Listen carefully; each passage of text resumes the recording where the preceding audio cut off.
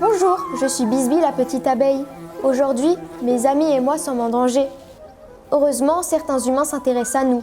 C'est le cas de Nolan qui va tout vous expliquer. Sandrine et Jean-Luc sont apiculteurs. Ils vont montrer à Nolan leur ruche.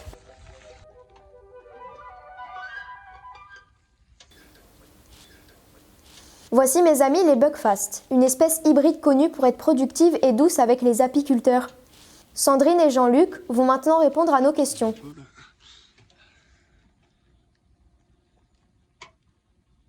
Habituellement, on fait pas ça. Pour la protection de la biodiversité, le rôle des abeilles dans la nature, leur intervention au niveau de la pollinisation est absolument essentielle. Quel problème rencontrez-vous avec vos ruches? Alors actuellement, en fin de saison, vers le mois août-septembre, nous avons donc des problèmes de présence intense de frelons asiatiques devant les ruches.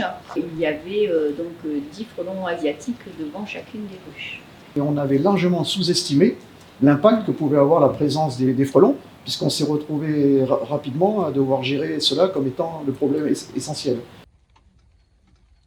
C'est en 2003 que le frelon asiatique est arrivé en Europe. D'abord en France, dans le Lot et Garonne, à cause de l'importation d'une jarre chinoise. Depuis, il s'est développé extrêmement rapidement. Sandrine et Jean-Luc nous ont exposé le problème que causaient les frelons asiatiques aux apiculteurs.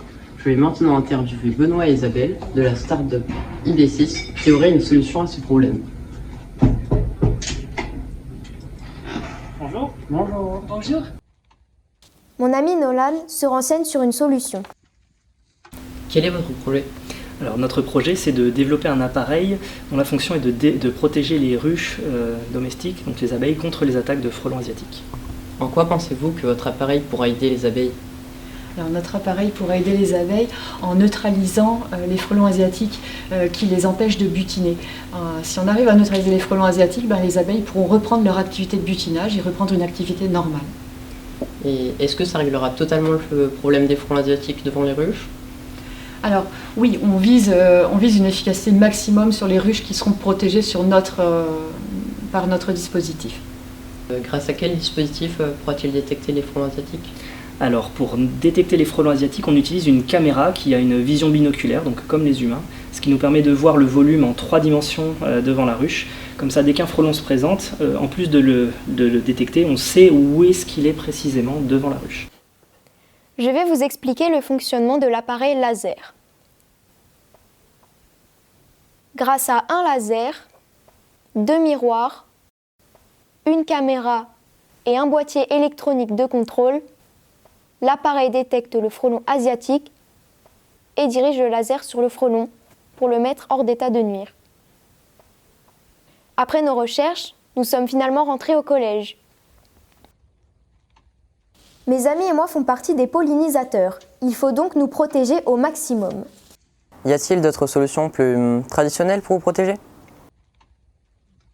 Tout à fait, Nolan. Les apiculteurs placent parfois au printemps ce type de piège afin d'attraper les reines frelons asiatiques. Néanmoins, ce piège est peu efficace l'été. Sache, Bisbee, que nous ferons tout notre possible pour communiquer sur les possibilités de vous sauver.